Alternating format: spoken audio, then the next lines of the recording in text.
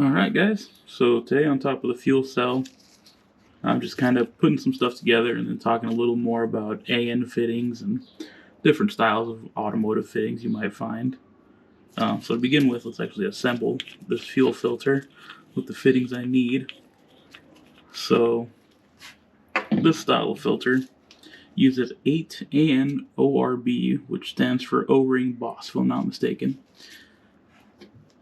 So standard AN fitting is like this guy, where it has a 37-degree flare on one side to seal it, whereas the ORB style is a straight thread that uses an O-ring to actually seal on the receptacle side. So see how it has that machined lip in there?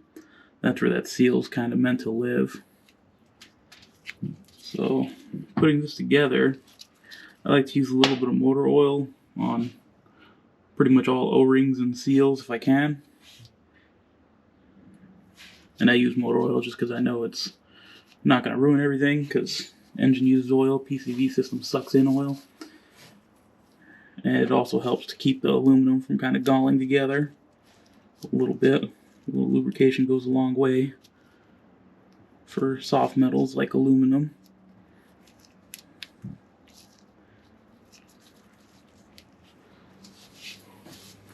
So that just goes right on there. Don't gotta stretch it too much.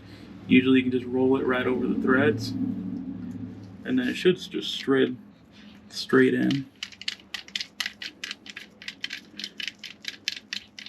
Once that's in, you can kind of see it finds its home in that spot.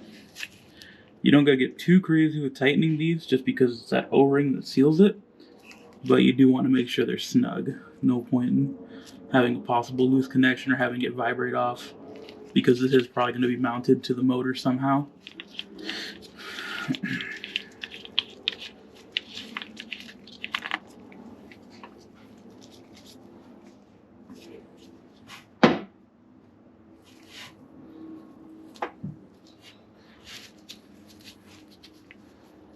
Just using the oil on the fingers.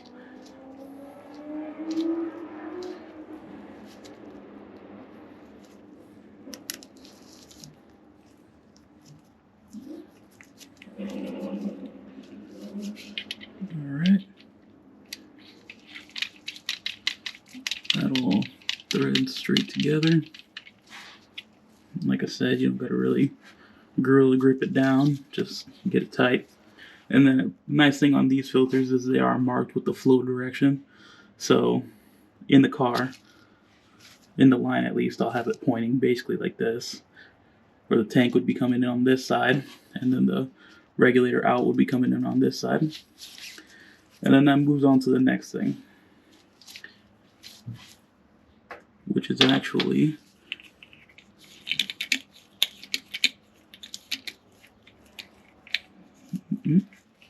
thought I had the right cap. The fuel pressure regulator.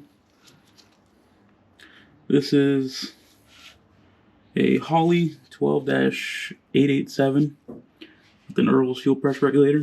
I like Holley stuff, it's pretty good quality most of the time. And in this instance, I actually have this coming right off of my fuel log into the carburetor. And then on the back of these, they actually come to marked with the actual flow diagram of how it works. So in out, and then this is your return.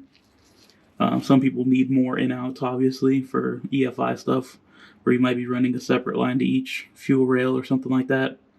In my case, this works actually pretty good. And this actually uses pipe thread. You might not be able to see it on camera, but the tapered, these fittings, they use sort of a interference fit, where the thread is actually smaller in diameter on this side and then gets bigger. And then you use either, in this instance when I did it before, it was PTFE tape, Teflon tape, or you can use liquid thread sealer. This is an ARP one that I use frequently. And this is actually one that I found that I actually recently liked, is this Permatex brand. thread sealant. This stuff actually works really good. I like the way it works. And we're changing that to a -8. It's a 3/8 pipe. That's what this one was. The pipe remained the same, but definitely bigger on the 8AN one. Another thing to note with AN fittings is a lot of them are anodized. So if you're like me, or you just don't care, and you leave your AN fittings in the sun actually bleaches the AN anodizing off of it, which doesn't seem to hurt the fitting at all. Honestly, I kind of like the bronze look, but it does look kind of funny after a while because you can see that the side down and up are different shades of like a bronze color. And then the part of the fitting that was actually screwed in and not hit by the sun at all is still black. Which, honestly, I don't really mind. Didn't really care at the time. It worked. Held fuel, didn't leak. And then this will get screwed into here. A little bit of thread sealant. And the nice thing about these fittings in particular is once they're tight, you can kind of cheat your way into being whatever direction you want this fitting to go. In my instance, I had it set up like this, so that this side was going towards the fuel log on the carburetor.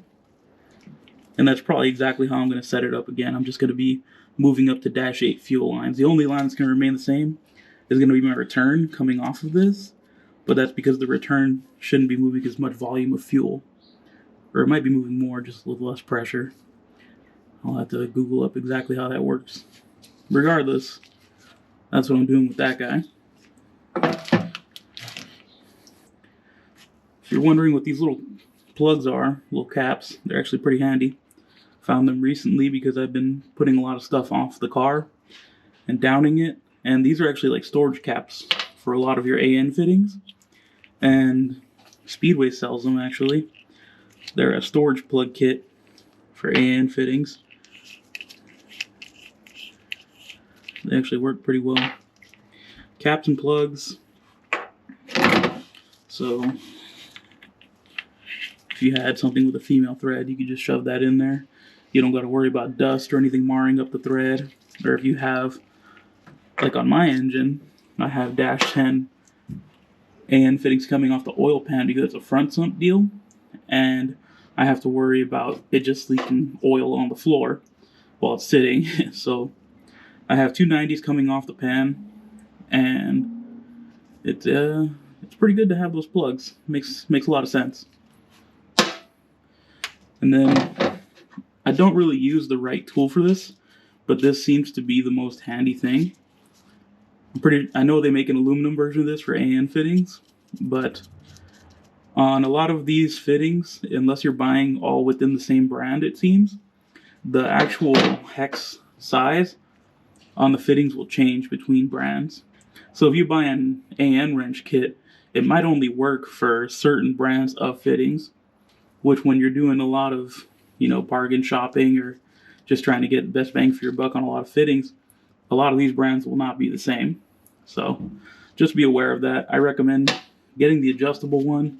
The ones that are set, like sets, are actually really nice, but they might only work with certain brands of fittings. So, it is what it is. Other than that, I think that's all I had to really talk about. Thanks for watching. See you guys later.